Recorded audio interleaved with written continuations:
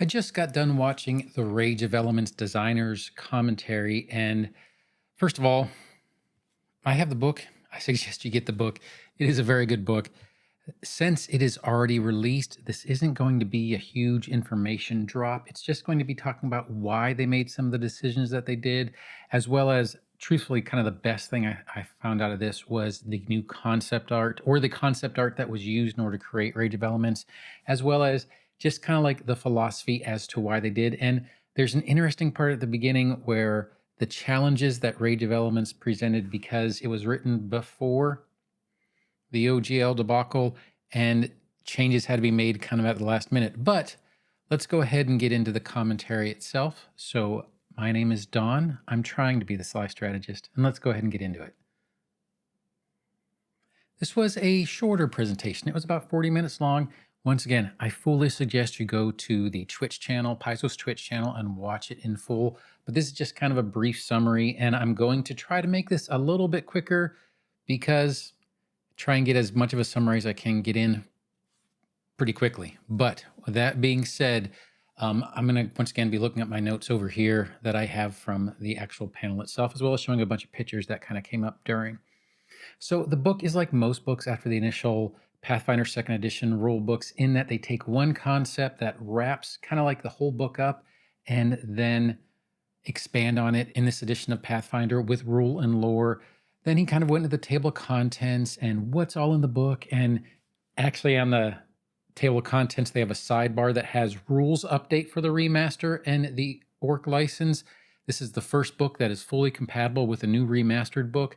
So they wanted to give everybody a section into what changes or what things you need to look out for if you're playing this with the non-remastered book. So it's kind of like the opposite of the core preview document. And then the big challenge they had, and this was one of the things I found very interesting, is Rage of Elements was basically complete. And then the work began on the remaster. So they had to go back and rework Rage of Elements. And it's kind of like he used wag the dog. And that is a kind of a shortened version of the expression, the tail wagging the dog, as opposed to the dog wagging the tail. But they actually had to go back and kind of rework everything and relook at everything to make sure it would fit with the new remaster. So a lot of detail, a lot of additional things got added in order to make this fit. And I find that really interesting. So the introduction gives you an overview of the book, and there are two other core contributors, although many people contributed to this, but Jessica Redekop and Sen HHS, who is also known as Avon Cell. They both put in a lot of work into world building and presentation. The intro section that we're talking about for explaining the elements and the weirdness of the elemental planes was written by Jessica Redekop. So the main narrator and in-world compiler is Aziza Amani. And then each element section is going to have its own author for differences in tone and style and maybe philosophy to make it more interesting, fun to read. Plus, you kind of get a picture as to what the particular plane is about by the tone of the author itself. So it's kind of interesting. Really wanted to get into the planes and their philosophies. So we have the planes of existence. They have the same structure and existence as they did before, just some name changes. And the biggest change to the structures is directly related to Rage of Elements, bringing in the planes of metal and wood. It is a 6-element structure now, but it doesn't mean that they are equally regarded in all cultures. Some only do the first 4, the air, earth, fire, and water. Then you have Tianjia, which is more of a focus on the elemental cycle that does not include air, but does include wood as an element. So there can be variations. Different emphasis on things so that when you're dealing with the elements, it's very nuanced and very complex. Now, the big rules piece was the Kineticist class. Obviously, the playtest went fairly well. Felt it was a little too complex to use, so they did simplify it a bit.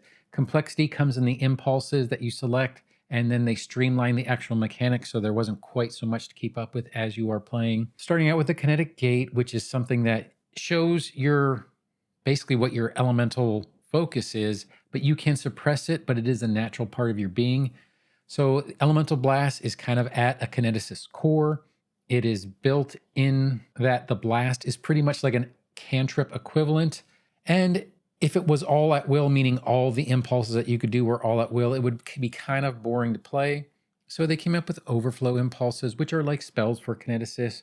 You can turn off your kinetic aura when you use them and exhaust the gate temporarily, or you can just stick to the elemental blast and kind of keep that gate up all the time.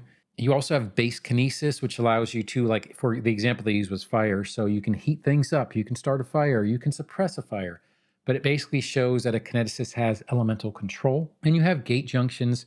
So as a kineticist, you can dabble in other elements, but as a single element person, you can really dig in. And it's aimed at the person who really does want to go all in. Gives them an option for being better with your signature element and make it so that builds can be different. Then we move on to fire impulses, which is Yoon's element. Fire will fling you, throw you into the air, burn people, and at higher levels, you can turn into fire itself. And the more ostentatious spells happen as you go up in level, and they have some names such as All Shall End in Flames and Ignite the Sun at feet 18. And apparently James Case was the one I went to for these extravagant names. There are new Geniekin, Ardande Geniekin from the Plane of Wood. They already had Geniekin as a versatile heritage for air, earth, fire, and water already, but they added in wood and metal ones. Wood can have plant elements or be more humanoid, and you can choose the type of plants that are in your biology. Then there are the Talos. The Talos are related to the metal plane. They can vary pretty wildly. The type of metal that influences you will change your flavor, and it influences a lot in how you are presented. Now, he went into more of a general approach and used, for each one of the elemental planes, and used air as the example, and this was basically done a lot by Jessica Redekop again. These each have a storybook style for the element introduction, and then to make the narrators pop, you basically have an elemental for that particular plane who serves as that elemental's lord, and this would be the Lord of Air, and he has a sinister perspective. So elemental lore section shows the narrator. You can also see how they approach the different sections. You have the core principles, location, major characters, a sidebar on what the elemental language, which is Susurran, sounds like. And then you have a final section of a lore stat block for the plane and air adjustments. This would be if you wanted to create like an air badger was the example they used, or other creatures that are influenced by air and how you would make adjustments. And you can think of it like an elite template or a weak template for creatures. And this is something they did very similar to Book of the Dead. Then we have a section on the deities, Hashura and Raganori. This is for the air section. They also wanted to make sure that all of the elemental lords have been released from their imprisonment, and they did this kind of to reinstate the power struggle between all the particular planes. And they reopened 2 planes. Now these 2 new planes, wood and metal, are kind of in pockets. They aren't in full force yet. However, they will slowly reinsert and reform themselves, although it might take millennia. But they did it to basically shake up the elemental planes, and the structure is singular. So then we kind of went into a little bit of air spells. It's fun stuff. Now there are basic air spells, but there are a variety of things to do with the air spells. Things like Phantom Orchestra and Cloud Dragon's Cloak, Gentle Breeze, which would be a rest and recovery spell. Slashing Gust would be kind of like for your damage. So there are a variety of different spell types, and they wanted to give room for that variety. And then we talked a little bit about air items, and it's similar to showcase a wide variety of types. And they talked specifically about Bottled Breath, which you can literally bottle your breath, and it's kind of give each plane a special kind of identity. And then we went into more of a creature section, which was the final section for each one of these planes. And they wanted to showcase the new air elementals, the 3 different types they have. And they have, a basic living cyclone, a cloud that rains on you that makes you sad. And they're also working on adding some options for summoners as well. Then we kind of talked a little bit about earth, fire, and water, but didn't really go very much into each of those at all, because air was mainly the big template for these. So earth, they showed off the sliding block spell. You can move some big blocks around to maybe give your additional characters in your party a staircase, or maybe use them in combat. Toil Domain, which is easily accessible, and Tremor Sense for basic imprecise senses that you can now use. For fire creatures, you went into genies, more powerful types of genies, and they really did a bunch of changes later in the process. They had to cease using the old ones kind of for the OGL, and the overhaul got done. So there's a theorem of having elemental influence, but the basis is reimagined. So the new genie is called Shuyuk, and they tried to get it more culturally appropriate and more in line with the folklore. So now it's Ifrit. They also changed the Geniekin that were Ifrit to Nari. Fair number of changes, but left us to observe the changes, as we look at the book in Rage of Elements, so we didn't really go into that very much. But they built the new Genie section for Monster Core, so this had to kind of follow along with what Monster Core would be doing. So they had to actually start Monster Core, do a little bit of finishing on the Genies, and then they could go into Rage of Elements. So even though Monster Core isn't coming out for quite some time, they kind of had to make sure that it was compatible with the Genies in Rage of Elements. Went into items for water, and we're talking specifically about figureheads, and they talked about a Kraken figurehead. And these figureheads are things that you can attach to ships or a boat and use their magical properties. The Kraken one will grab other vessels, during a combat or allow you to latch on. But there are a variety of items, some magical, some are mundane, as well as a new underwater rune. Then we talked a little bit about some brand new stuff. So starting from scratch for metal and wood, the basic concepts, what elements meant to each other, and try to get a general feel for the planes. And we have some great concept art for the metal concept, which is showing some vistas as well as some creatures. Andrew White wrote most of metal. They fleshed out it really strong and get the full detail of these particular planes. So then we had an introduction to the chapter for metal, and you can see the influence of the concept art. The narrator, Talamendir, who is a mercurial type metal elemental, shifts perspective and forms constantly. 2 new deities for metal as well as for wood, and you can also use spells from Secret of Magic. The other plane is a plane of wood, and here's the wood concept art from Kent Hamilton. So there's a big difference in themes from metal. Metal is chaotic and flowing, decay, change, and rust, so kind of wild and bonkers, where wood is a really strong contrast.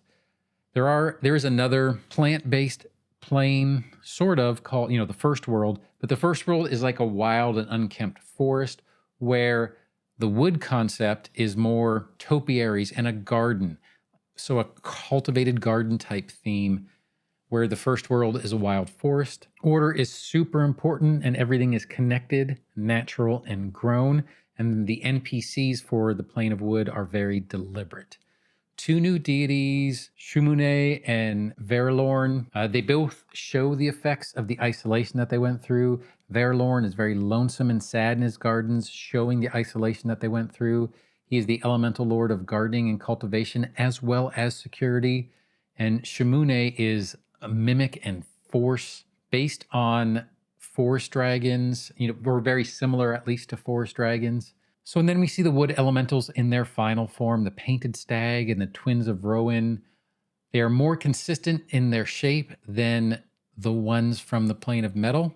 They are made out of wood themselves, and a lot of the animals and creatures from the plane of wood are going to kind of give the appearance of being carved from wood. So the exact phrase was sentience, but have the appearance of artifice.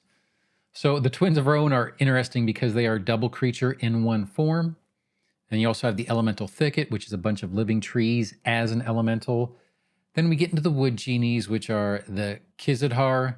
Kent Hamilton once again wanted to present them as very deliberate, pattern-based structures. They can grow items of wood out of themselves, and wanted to kind of do that to make it so that if you're using these in your campaign, it'd be a fun thing to describe what they're doing when you're using them at your table. Now, the wishes have changed. It's less about wishes, but have developed a wish ritual. They are somewhat risky, usually no cost, but they can fail, so it's not quite a wish spell. And then on these wishes, they each have their own perspective. Each genie from each plane has its own perspective, a way in which they grant wishes. For example, for the wood genies, they would have their own interests as well as the person they are casting the wish for. Once again, talked about how it was an interesting process. The book was almost finished before they found out about the OGL and the remaster. So they reworked basically with the original authors to keep track of the changes. And it kind of took a fine-tooth comb that allowed them to do some really creative things to differentiate from the OGL. They can't. He said he can't say he recommends changing an entire book at the last minute if you're an author, but he does note that it does feel very comprehensive and very different from what it could have been before. So this is the book that has everything about elementals, and they wanted to try to ensure that there wouldn't be a Rage of Elements 2. This is the definitive book for elements and the planes of the elements. And also wanted to reiterate that there are a lot of options for Kineticist, but you can also use some of the spells and maybe some of the impulses or some of the themes, at least, for other classes or campaigns. And it mentioned that so far it seems like people really enjoy this particular class. And I'm going to make one fairly soon and try and test it out and see how they are. Brought up the fact that once again, you can go, if you want to go see a preview of the new remaster, you can go to paizo.com core preview, and said that if you haven't gotten Rage of Elements yet, go order it. And thanks us all for joining the stream. Now, this wasn't quite the spoiler-filled thing that we saw in some of the other panels that we had seen in the past, like at Paizo Con or even the keynote. However, this was really interesting panel, and I really do suggest you go watch it on Twitch or on YouTube. I think it'll be up on YouTube in a little bit, and see for yourself. But I do hope you enjoyed this summary. Tried to make it pretty quick. And if you did like it, feel free to like, subscribe, or hit that notification bell. But whatever you do, I hope you have a great day and happy adventuring. Thanks.